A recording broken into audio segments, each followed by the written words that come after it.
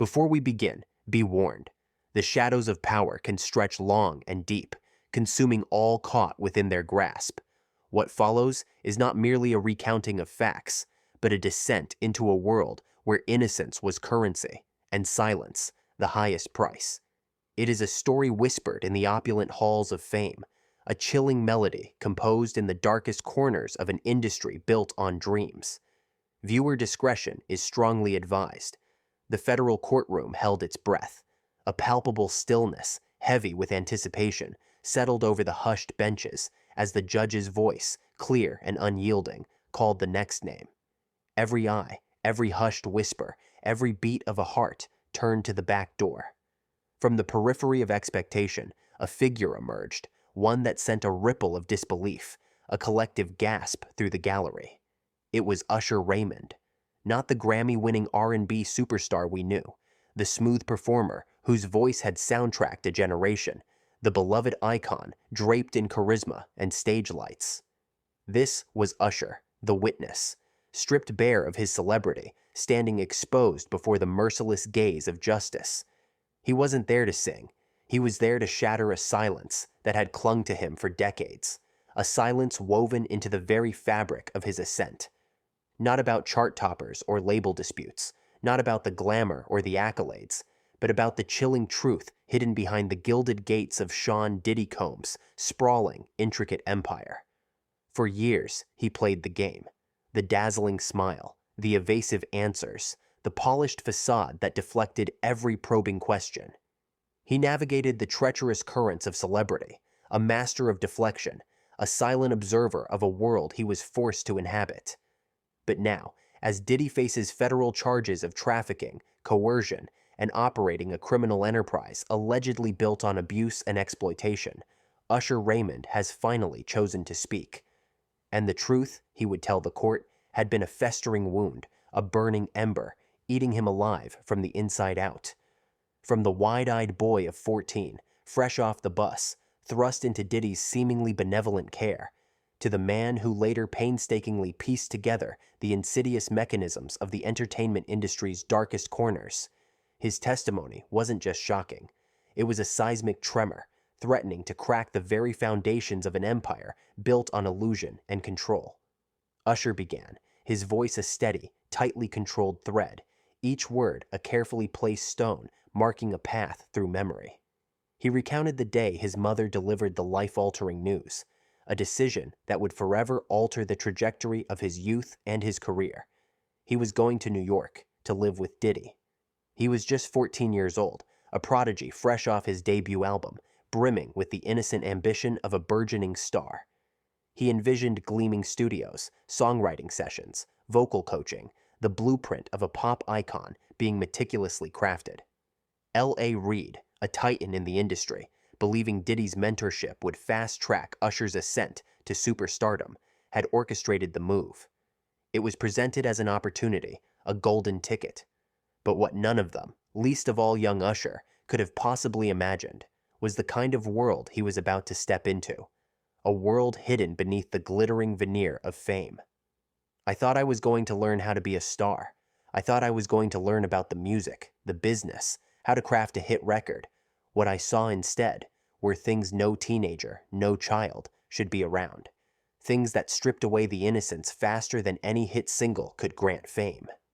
From the very first moment he entered Diddy's sprawling Midtown Manhattan penthouse, Usher testified, the environment was an intoxicating, overwhelming deluge of excess. It was a sensory assault, the clinking of glasses at dawn, the lingering scent of expensive cigars and sweet, cloying perfumes, the hushed laughter from unseen rooms. Champagne on breakfast trays, a casual extravagance that felt alien to a boy from Chattanooga. Strangers, their faces blurred by the haze of late-night revelry, emerging from rooms he hadn't known existed, their movements languid, unburdened. People he later recognized from magazine covers and television screens, lounging half-dressed, their eyes vacant, or passed out cold on designer furniture. This wasn't a home, Usher clarified to the court, his voice firming. It was a meticulously curated scene, a constant performance where the lines between reality and spectacle were deliberately blurred. He coined a phrase for it, a chillingly innocuous term that, in hindsight, held a sinister double meaning: flavor camp. I didn't know what that meant then. I thought it was just branding, a catchy name for Diddy's lifestyle, a way to describe the vibe. Later, much later, I realized it meant indulgence. It meant something else entirely. It meant a place where inhibitions were shed and boundaries were non-existent. The court leaned in, a collective tension palpable, hanging on every word, as Usher described the insidious metamorphosis of his supposed mentorship. Diddy wasn't guiding him on vocal techniques, wasn't dissecting song structures, wasn't offering lessons in stage presence or performance artistry. Instead, Usher claimed he was subtly, consistently encouraged to observe the lifestyle, to party with fleeting celebrities and nameless hangers-on, and, most crucially, to stop asking questions. The lessons were not in music, but in silence. He told me, "This is how we do it. You don't ask, you just watch. Learn by watching. That's how grown men roll." It was a constant mantra, a subtle indoctrination. Questions were a sign of weakness, a breach of an unspoken code. He recounted a night that would forever sear itself into his memory, a night that pierced the veil of his youthful naivety. Waking around 3 a.m., a vague unease pulling him from sleep, he heard hushed movements. People in masks, he remembered, silently entering the apartment, their forms distorted by the low light. Low music, a strange hypnotic rhythm, drifted from the living room. The flickering glow of candles, strategically placed, cast dancing shadows down the long hallway, creating an atmosphere both alluring and deeply unsettling. He walked into the living room, drawn by an inexplicable curiosity, and what he saw could only be described as a ritualistic party. It wasn't just chaotic debauchery. There was a cold, calculated choreography to it. Cameras, positioned discreetly, seemed to capture every moment. Lists, cryptic and official, lay on tables, and not a single person seemed surprised.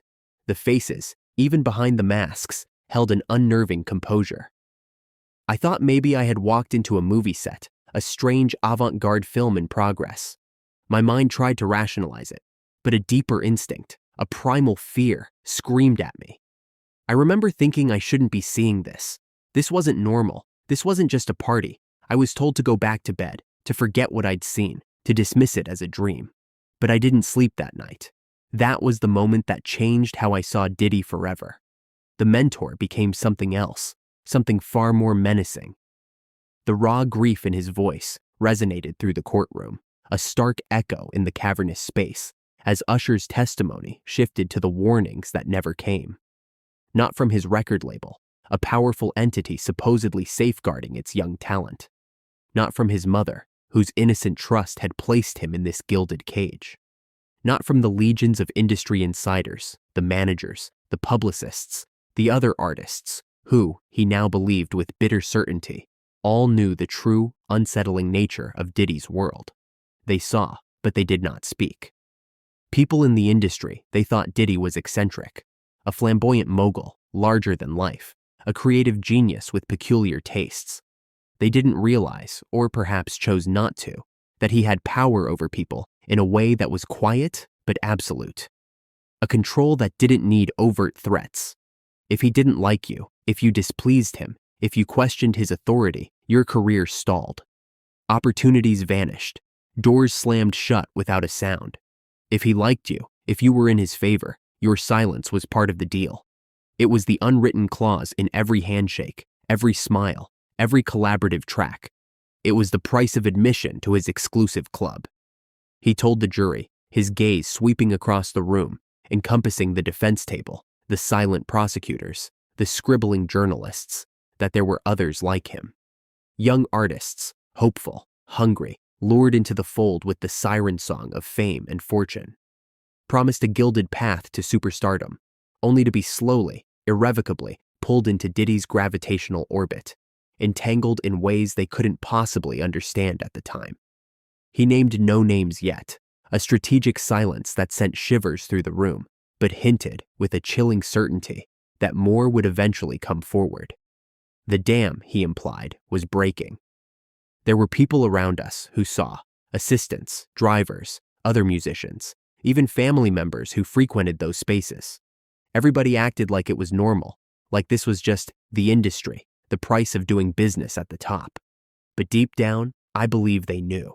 The adults failed us. They looked away. They chose their own comfort, their own careers, over the safety and innocence of young people. A particularly disturbing segment of his testimony emerged. As he described a private trip to the Caribbean, a supposed exclusive retreat, taken with Diddy when Usher was just 15. It was presented as an intimate getaway, just him, Diddy, and a select few members of the inner circle. The location was isolated, a pristine, almost hidden paradise, devoid of press, free from cameras, a bubble removed from the prying eyes of the world. And it was there, Usher realized with dawning cold horror, that he wasn't there to learn anything about music. The veil was fully lifted. I won't go into everything that happened on that trip. There are some things, some memories, that are still too raw, too deeply embedded. But what I will say is that I wasn't given a choice about the environment I was placed in. I was a child. I was under his care, and it took me years to fully understand the manipulation, the insidious power dynamics at play, to understand that my consent in that environment was never truly mine to give.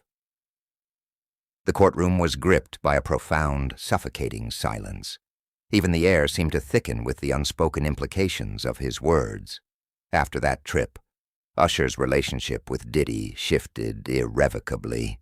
The mogul became more controlling, his genial facade chipping away to reveal a darker, more demanding figure. The circle around him seemed to constantly expand, introducing new, unsettling faces. The parties were endless, a relentless cycle of excess, and the rules, unspoken yet absolute, multiplied, becoming more restrictive, more demeaning.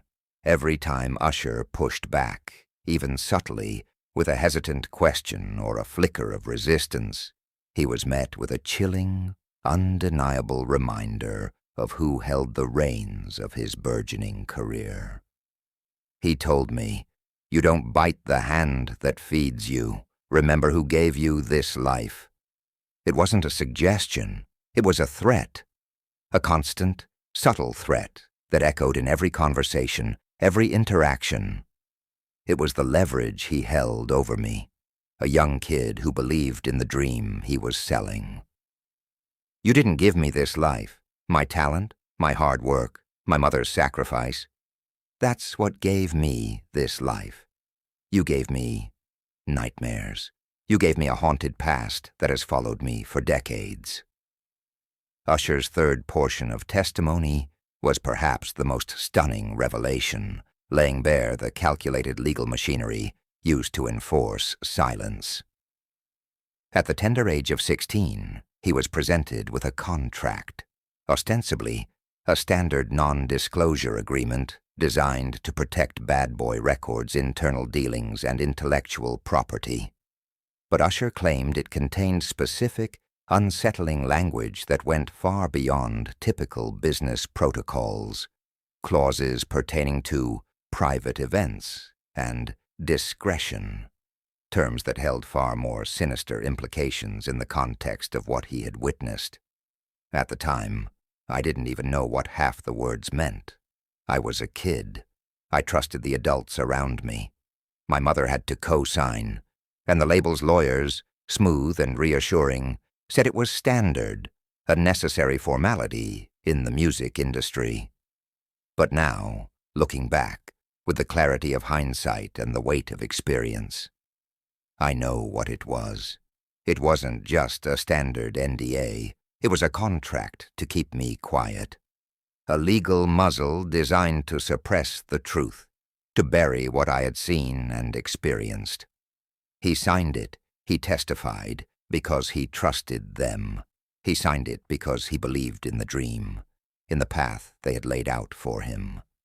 That signature he told the court with a profound sadness, bought his silence for years. He was effectively forbidden from speaking about the parties, the unusual guests, the behaviors that had disturbed him so deeply. He was told, repeatedly, that any deviation, any whisper of dissent, would ruin the brand, jeopardize his career, destroy the very dream he had sacrificed so much for. But what, he asked the court, his voice cracking with a raw, unvarnished pain, did it do to him? What was the cost to his soul, his peace of mind? That clause, Usher revealed, was ruthlessly invoked years later, a chilling reminder that the past was never truly buried. In 2009, as he worked on an interview with a major publication, a seemingly innocuous conversation, the questions began to stray into personal territory, too close to the truth. Suddenly the phone rang. It was Bad Boy's old legal team, their voices ice-cold, devoid of any warmth or familiarity. They reminded me of my NDA, not politely. It was a thinly veiled threat. They said, "We hope you're not trying to jeopardize your reputation, Usher, or the reputation of others you've been associated with." The message was clear. He never went through with the interview. The warning had been effective, but it wasn't just lawyers who enforced the silence. Usher claimed veiled threats began to surface from people still tied to Diddy's vast, secretive empire. People he hadn't spoken to in years, figures from a past he desperately tried to leave behind. Their presence, their sudden, "You think you're done with that world, that you've escaped its gravitational pull, but it's never done with you. It clings to you like a shadow.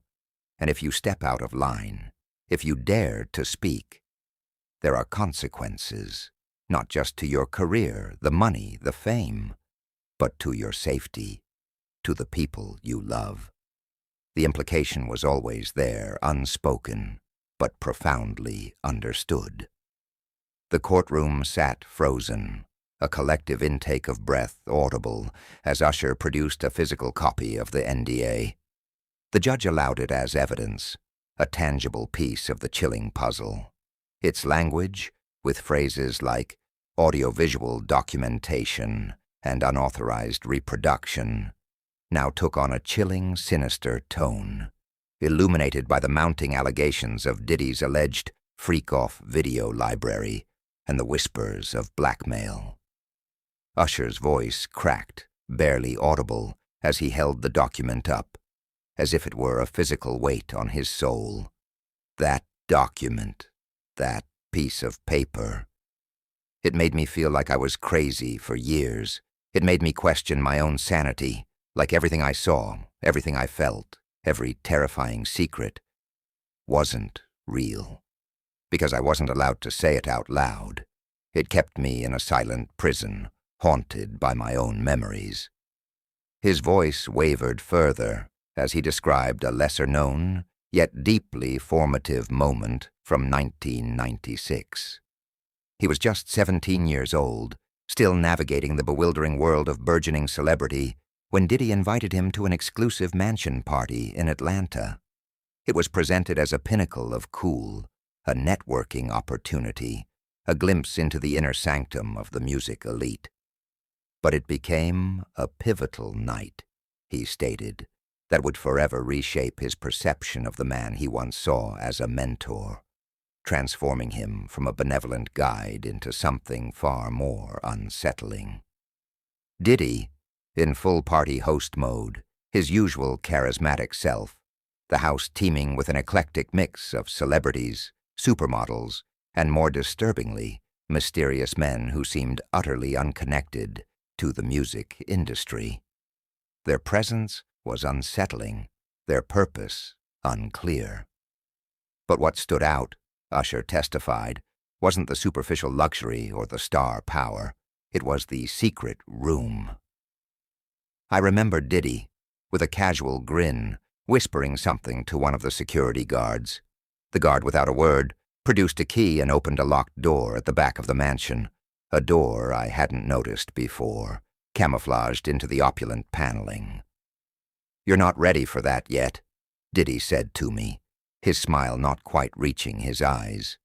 It was a challenge, an invitation to a darker curiosity. I peeked in anyway, a fleeting, terrifying glimpse.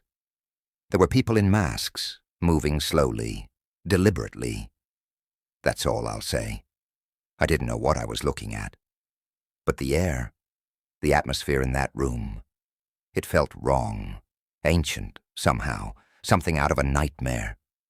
Then, a revelation that caused a collective, visceral shift in the courtroom, an uncomfortable stir as the implications settled like a shroud.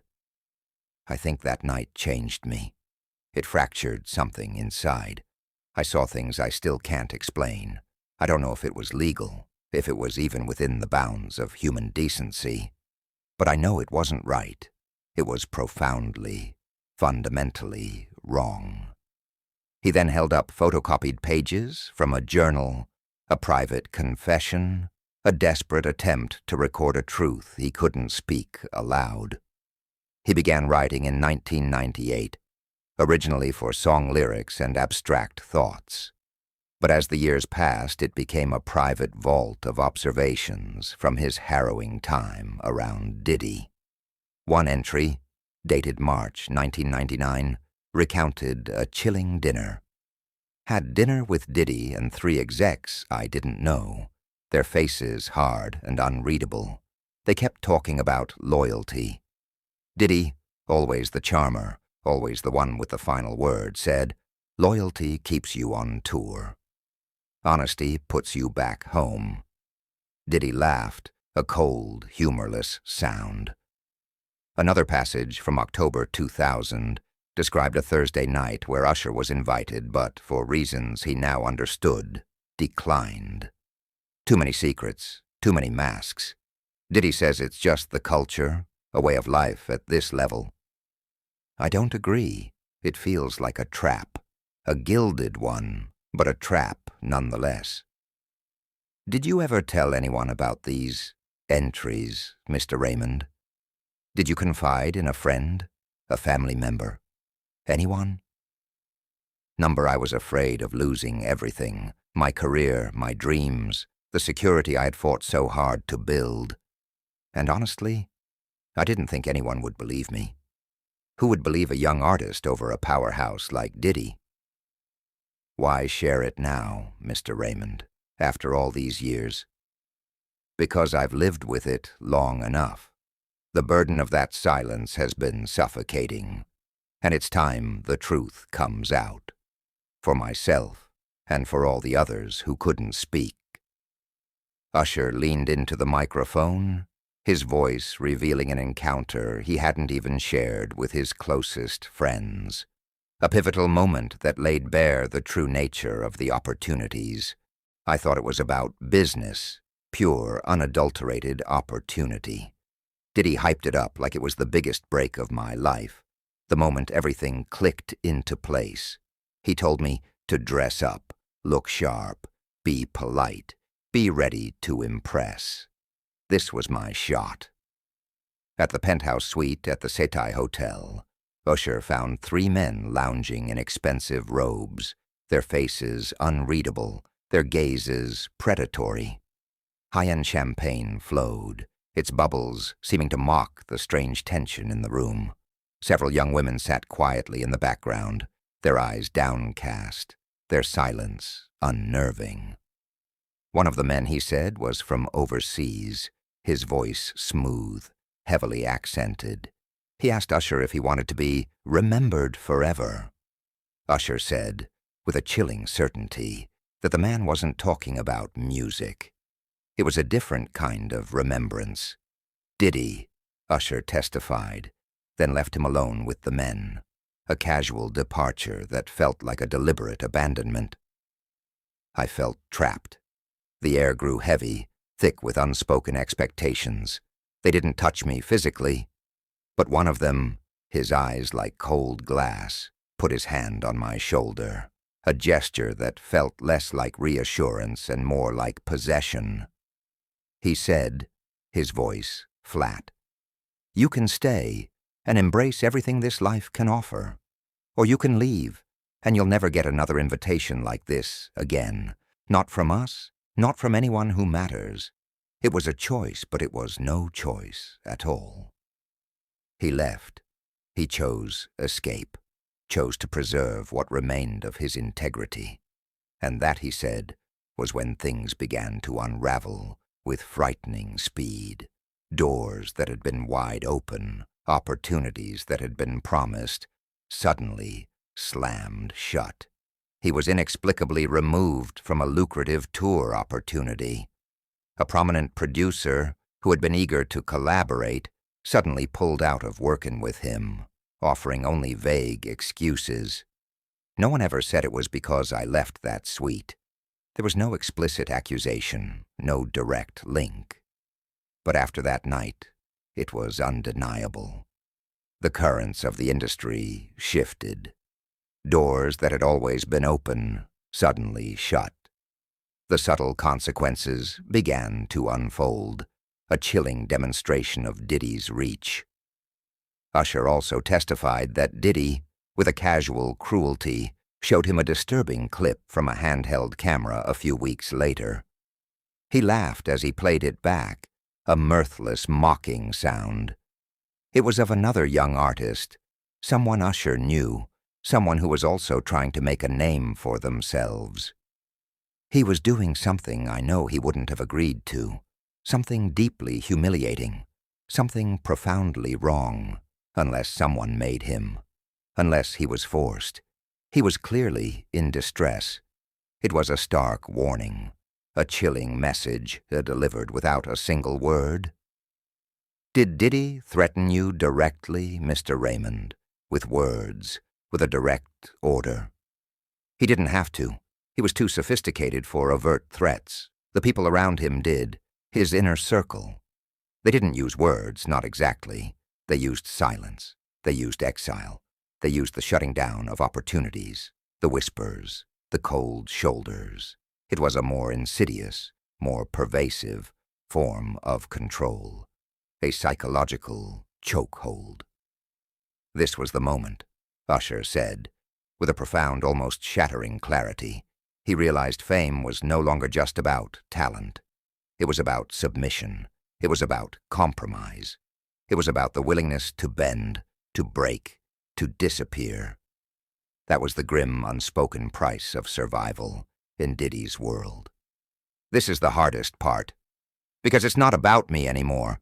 It's about someone else, someone I cared about deeply, someone I felt responsible for. He went on to describe the early days of Justin Bieber's meteoric rise, a phenomenon that captivated the world. Usher, a significant figure in Bieber's launch, had been instrumental in discovering and nurturing the pop star's career, co-signing him, serving as his mentor, a big brother figure. At the beginning, it was all positive. It felt pure. I wanted to be the big brother I never had, to guide him, to protect him from the pitfalls of this industry, to give him the good parts of fame without the darkness I'd experienced. But then the shadow of Diddy entered the picture. According to Usher, Diddy began extending invitations to Bieber for parties, using the chillingly familiar phrase, flavor camp. The same siren song that had lured Usher years earlier, now ensnaring another young, impressionable talent. He was 15, a child, essentially. And they were treating him like a grown man, putting him in environments that were entirely inappropriate for someone so young, so vulnerable. One night, in 2011, a phone call shattered Usher's fragile peace. It was Bieber. At first, only the sound of labored breathing on the other end, ragged and desperate. Then a whispered plea, so faint it was almost lost in the silence. "I want to come home. I want to come home." Usher's team frantically attempted to track him down, contacting everyone they knew. But Bieber went silent for 2 agonizing days, his whereabouts unknown. When they finally met again, the vibrant, energetic young star was gone, replaced by a hollow-eyed stranger. Bieber wouldn't look Usher in the eye. He just said, "It's fine, I'm good now." But he wasn't. I knew he wasn't. The light had gone out of his eyes. The innocence had been stolen. Usher then revealed that he privately confronted Diddy, a moment of raw, unadulterated fury and desperation. He asked him directly, his voice likely shaking, "What are you doing to these kids? What kind of game is this?" According to Usher, Diddy merely chuckled, a dismissive, arrogant sound. "Same thing they did to me. It's how the game works. This is how you survive. This is how you thrive." That, Usher said, was the last serious conversation he had with Diddy. The line had been crossed, the truth laid bare. He stepped back, desperately trying to untangle his name, his reputation, from the spreading darkness of Diddy's alleged machinations. I didn't want my name tied to it. I wanted to believe I could just distance myself.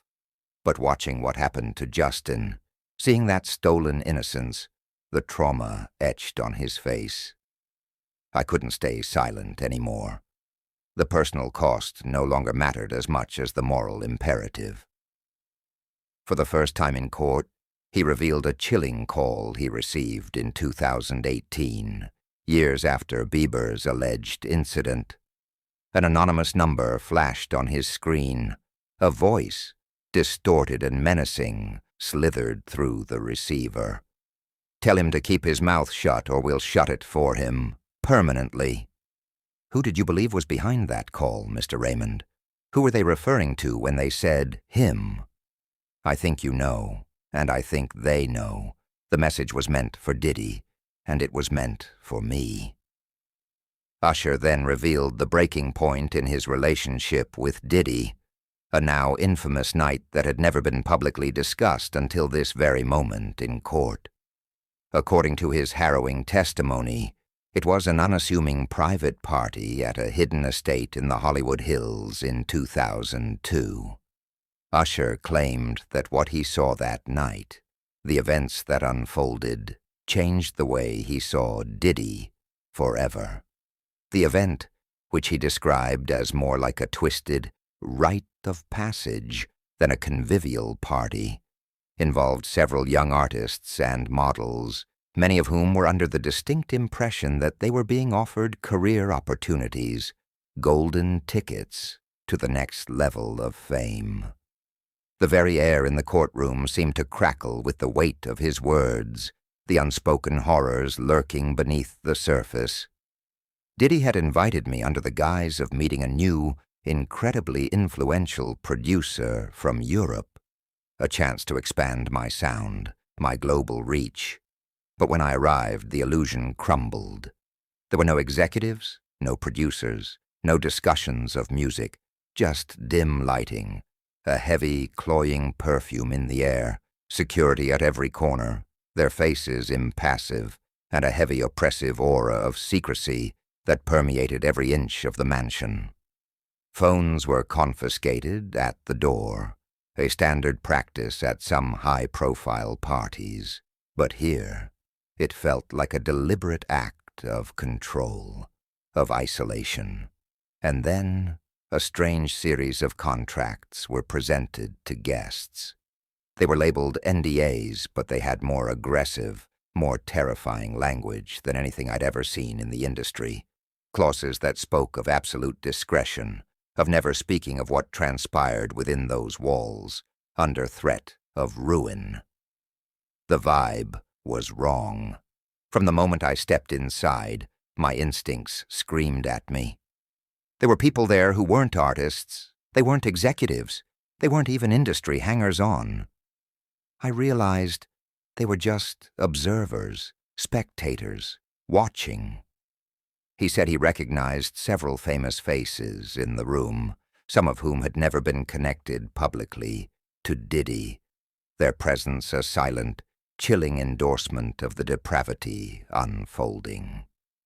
But he refused to name them on record, hinting instead that if this trial continues, if justice truly runs its course, others will eventually come forward, unable to bear the burden of their own silence.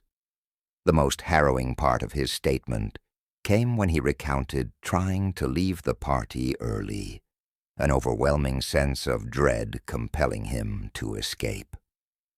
He was stopped, he said, by a massive, imposing man he did not recognize, who physically prevented his departure and brought him to a side room where Diddy was seated, a predatory smile playing on his lips. He told me, his voice low and deliberate, "You're not ready yet. You still think this is about music. You still think this is about talent. This is bigger than that. This is about power. This is about control. This is about who owns you." It was a chilling declaration, a moment of true, terrifying clarity. Usher left that night, he claimed, with a soul profoundly shaken, never to return to another party hosted by Diddy again. The experience had peeled back the layers, revealing the rotten core beneath the glamorous surface. Usher's testimony pivoted toward the business practices Diddy had employed, not just with him, but with dozens of bad boy artists. A methodical, insidious system designed to bind and exploit. For the first time, Usher submitted internal emails and contract drafts, tangible proof of the alleged manipulation. He revealed that he had signed a development deal as a teenager that locked him into 5 albums, and more crucially, gave away the rights to his masters until the age of 35. "I didn't know what I was signing. I was a kid. I was told it was standard. My mother and I, we just wanted to sing. We just wanted to make music. We trusted the legal team, the label. We didn't understand the long-term ramifications, the subtle ways they were ensuring perpetual control." He then exposed how other artists were tied into similar, deeply restrictive contracts, mentioning names like Carl Thomas, Total, Black Rob, and the late Craig Mack, artists who had faded from the spotlight, their voices silenced, their legacies controlled. Usher alleged that Diddy had a consistent pattern. He pulled artists close with grand promises of mentorship and exposure, building their careers, only to discard them once they were no longer useful, no longer compliant, no longer obedient. They were merely pawns in a larger, darker game. He even revealed that a private accountant, a sympathetic insider, once secretly sent him a spreadsheet detailing the royalties he had missed over the years, the staggering sums that had been diverted or withheld, totaling more than $4.3 million, a fortune denied. When I brought this to Diddy's attention, gently, hesitantly, hoping for an explanation, for restitution, he claims Diddy merely laughed, a cold, dismissive chuckle. And then he told me, his voice laced with menace, "If you knew what was really owed to you, Usher, you wouldn't sleep at night." It wasn't a denial. It was a threat, a chilling admission of culpability and power.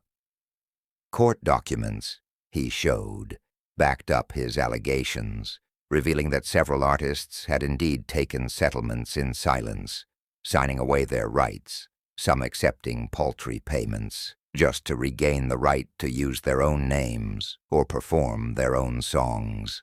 The price of their dignity, their artistry. One of the biggest revelations was Usher's attempt to break free, to fight back. He had tried to organize a secret meeting with other aggrieved artists in 2011 to address their collective grievances, to form a united front against the alleged exploitation. But the meeting never happened. Someone, he said, tipped Diddy off, the network of informants reaching deep into every corner of the industry. Even more damning was his claim that he once saw Diddy order the immediate destruction of demo tapes and footage belonging to an artist who had dared to threaten to speak out against him.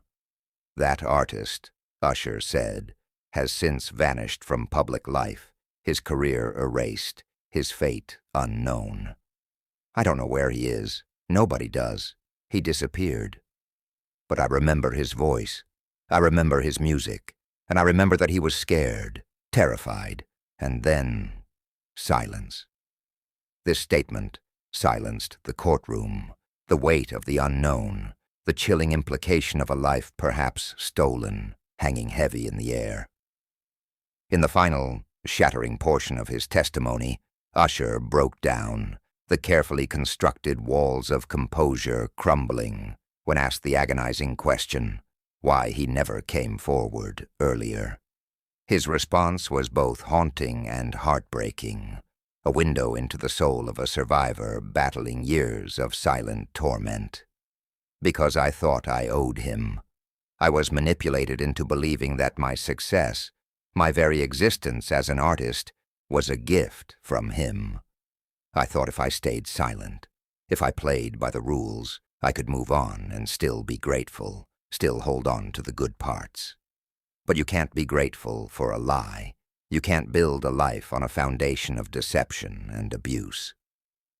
Usher said the guilt, the corrosive knowledge of what he had witnessed and what he had allowed to persist through his silence had eaten at him for years. He talked about watching other young artists, bright-eyed and full of promise, fall into the same insidious trap he once did, drawn into Diddy's orbit by the same false promises. He admitted that for a long time, he didn't know how to help them without destroying his own career, without inviting the full vengeful force of Diddy's alleged empire down upon him. It was always about leverage, who had it and who didn't. And Diddy had all of it. He had the contracts, he had the power, he had the secrets, he had the industry connections, and he had the unspoken threats. I felt powerless, despite my fame.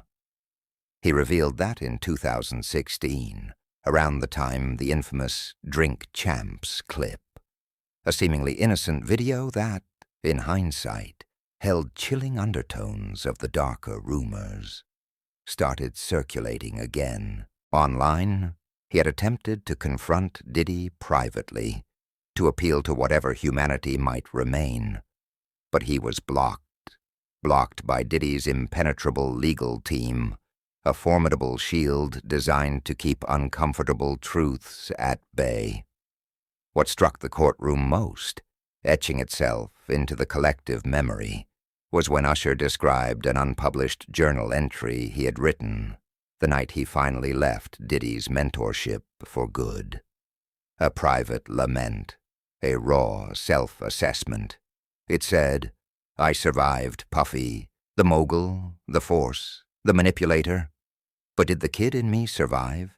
The innocent, hopeful boy who just wanted to sing? I still don't know. And honestly, I still don't know the answer to that question." He ended his testimony by addressing the court directly, his gaze sweeping across the room, then pausing as if connecting with the countless victims watching online, and finally settling on the younger generation of artists who still idolize the very people now on trial, unaware of the hidden costs. His voice, once broken, now carried an undeniable force, a resonant call to action.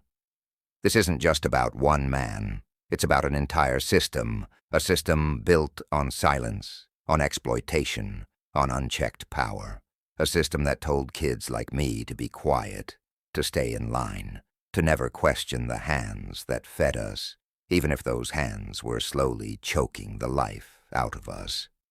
But I'm here now, and I'm not afraid anymore. Not for me, because I've already lived through it.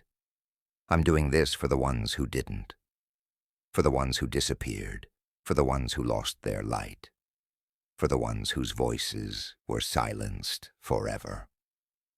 What began as a federal case about racketeering and trafficking about illicit enterprises and criminal conspiracy, had transmuted into something far larger, far more profound. A reckoning, a seismic shift for decades of silence within the music industry, a spotlight finally cast on its darkest corners. What the public never knew, until this very moment in court, was that at the height of his early fame, just after releasing his critically acclaimed album 8701 in 2001, an album that brought him global adoration and solidified his superstar status, Usher quietly disappeared from the spotlight for a full week. Industry insiders assumed a well-deserved break from his grueling tour schedule, perhaps a secluded vacation to recharge from the relentless demands of celebrity. But in court, Usher revealed a far darker, more agonizing truth. He had been checked into a private mental health facility in Northern California, admitted under a false name, his identity carefully concealed. The cause of the breakdown, his testimony revealed, stemmed from unresolved trauma, a toxic residue, a psychological poison from his time living with Diddy as a teenager. The memories, buried for years, had finally erupted. Usher admitted he had begun experiencing debilitating panic attacks shortly after turning 20, often triggered by seemingly innocuous things.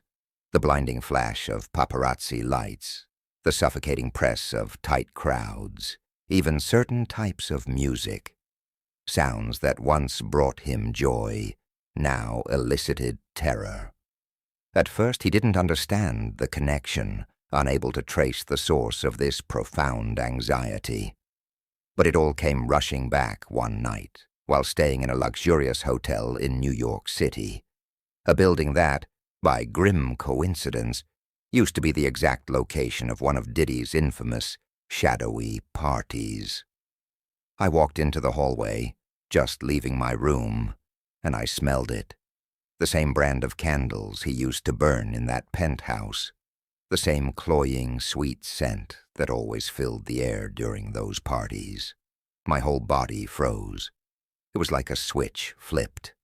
I started shaking uncontrollably. I couldn't breathe. It was as if I was back there, a child again, helpless, trapped. That night his frantic team rushed him to the clinic, where he stayed under observation for 5 days, cloaked in anonymity, shielded from the public eye. What he shared with the in-house psychiatrist, he told the jury, was something he had never revealed publicly before. A confession whispered in the sterile confines of a therapy room. I told him I saw things no kid should see, things that twisted my understanding of the world. I lived in a world where power meant silence, and survival meant smiling through it, no matter how much you were dying inside. That house wasn't just a crash pad. It wasn't just a stepping stone to fame. It was a place where dreams were sold, yes, but your soul was the price. And I paid dearly. Usher testified that the psychiatrist diagnosed him with post-traumatic stress disorder, PTSD, a revelation that stunned both the clinical detachment of the courtroom and the millions of his fans watching from outside, transforming their idol into a fragile human being scarred by unseen battles. It took nearly 2 agonizing years of intensive therapy, he said, before he could sleep through the night without recurring nightmares, without the terrifying flashes of memory that jolted him awake in a cold sweat. Though Usher never explicitly named others who may have gone through the same harrowing experiences, he hinted, with a heartbreaking certainty, that several other young artists who had similar relationships with Diddy had also disappeared from the public eye, their careers mysteriously curtailed or suffered emotional breakdowns that went unacknowledged, unhelped, because they were too afraid to speak. I was lucky. I had the money to get help. I had a team who cared enough to intervene. But some of the others didn't. Their stories remain untold. One of them overdosed, consumed by the darkness. Another tried to take his life, driven to the brink of despair. And a third, he just vanished, like he was erased. I don't know if they ever found peace. I pray they did. When asked why, he kept this agonizing secret, this profound trauma. Locked away for over 2 decades, Usher didn't flinch. His answer was stark, brutally honest, and deeply poignant. Because nobody would have believed me in 2001. Puffy was untouchable. He was a god. He was revered, powerful beyond measure. And I was just the kid with the voice, a young artist, easily dismissed, easily discredited. But now the world is ready to listen. The tide has turned, and the truth, no matter how painful, can finally emerge from the shadows. The court went utterly still, not just from the raw confession, but from the profound, chilling implications it carried. That behind every platinum record, every triumphant Grammy speech, and every sold-out show, there may have been a silent war raging inside the mind of a young artist, just trying to survive, trying to cling to their sanity. And now, finally, after decades of internal struggle, he was speaking up. Not just for himself, not for his own redemption, but for every voice that had been drowned out, every life that had been irrevocably altered by the thunderous roar of the music industry's darkest secrets. A truth, finally, unleashed. A new melody, forged in courage.